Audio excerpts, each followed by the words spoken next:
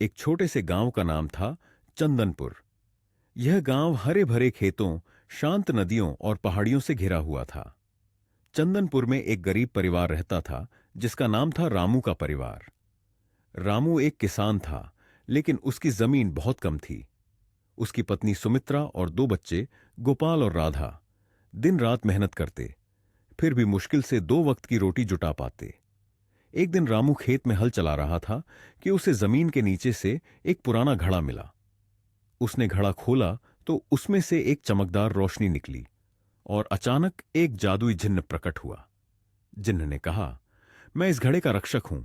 जिसने मुझे आजाद किया, मैं उसकी हर इच्छा पूरी करूंगा। रामू पहले डर गया, लेकिन फिर उसने कहा, अगर तुम मेरी मदद करना चाहते हो तो हमारे परिवार को अमीर बना दो। जिन्न ने मुस्कुराकर कहा, तथास्तु।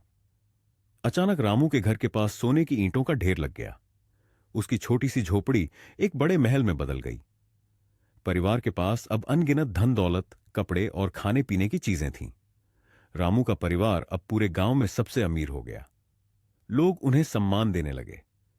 रामू और सुमित्रा खुश थे, लेकिन बच्चों के मन में घमंड आने लगा। गोपाल और राधा अब मेहनत से बचने लगे और अपने दोस्तों को नीचा दिखाने लगे। रामू के मन में भी धीरे धीरे लालच आने लगा। वह चाहता था कि जिन्न उसके हर काम में मदद करे। एक दिन उसने जिन्न को बुलाया और कहा, हमें और जमीन चाहिए और सोना चाहिए। जिन्न ने कहा, आपके पास पहले ही सब कुछ है, लेकिन अगर आप मेरी शक्ति का दुरुपयोग करेंगे तो यह जादू खत्म हो जाएगा। रामू ने जिन्न की चेतावनी को अनसुना कर दिया। उसने जिन्न से दिन रात नई इच्छाएं पूरी करवानी शुरू कर दी। परिवार अब आलसी और स्वार्थी हो गया। उन्होंने गांव वालों की मदद करना बंद कर दिया और अपने धन को छुपाने लगे। एक दिन रामू ने जिन्न से कहा, हमें पूरा गांव चाहिए, इसे भी हमारा बना दो। यह सुनकर जिन्न ने गंभीर होकर कहा, तुम्हारे लालच की कोई सीमा नहीं है। अब समय आ गया है कि मैं सब कुछ वापस ले लूं। यह कहते ही जिन्न गायब हो गया। महल फिर से झोपड़ी बन गया। सोने की ईंटें गायब हो गईं और परिवार के पास फिर से केवल उनकी छोटी सी जमीन और थोड़े से बर्तन बचे। रामू और उसके परिवार ने अपनी गलती समझी। उन्होंने महसूस किया कि मेहनत और ईमानदारी ही असली धन है।